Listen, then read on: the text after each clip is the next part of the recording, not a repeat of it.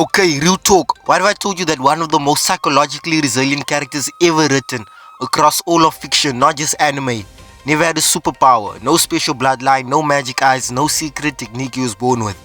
Just a kid who was told by the people who were supposed to believe in him that he would never make it.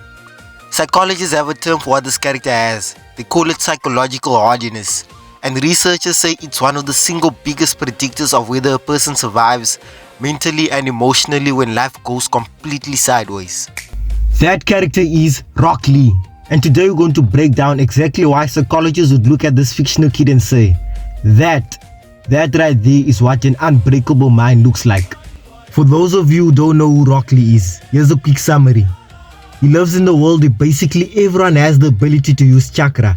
Think of chakra like an energy source that you can use to do crazy things.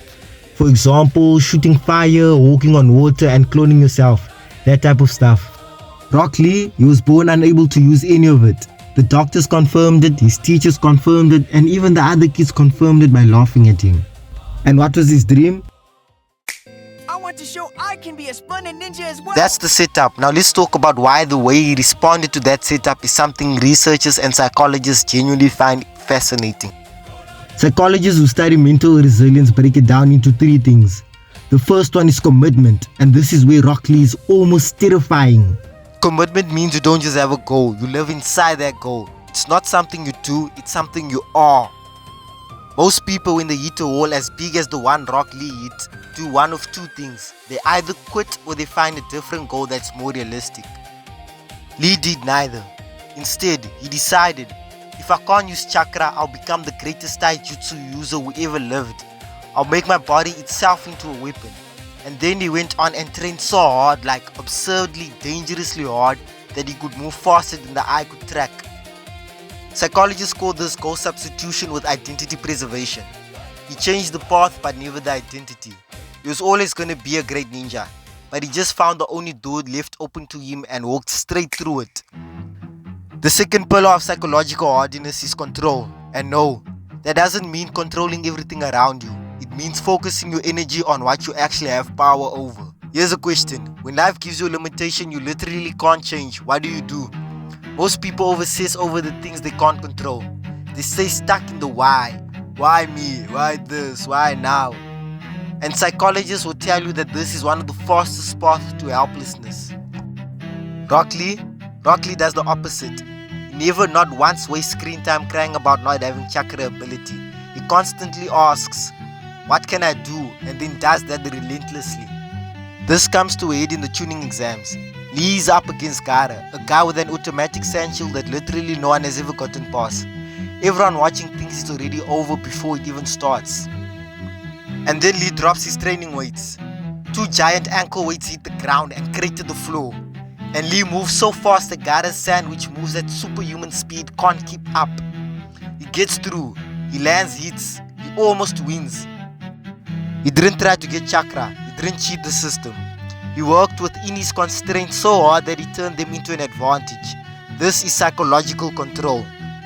The third pillar is the one that separates people who are just tough from people who are truly unbreakable. It's called challenge. Challenge means you don't just tolerate hardship. You actually look at it and think, this is gonna make me better.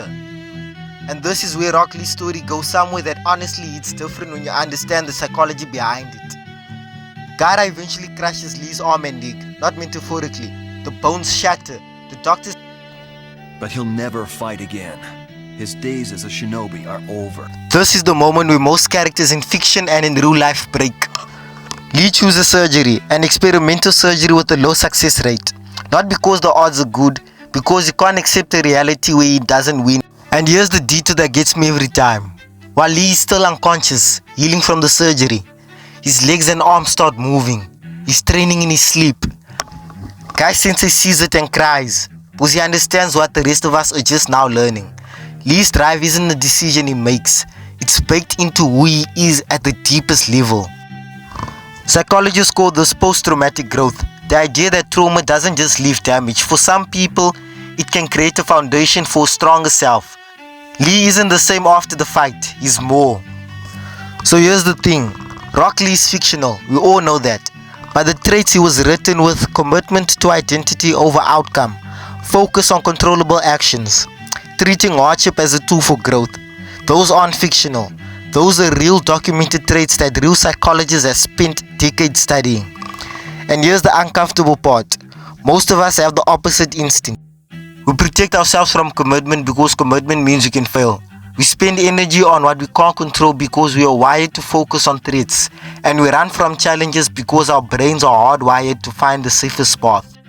Rocklee, even as a cartoon character, does none of that. He's not brave because he's not scared. He's brave because he's scared and does it anyway.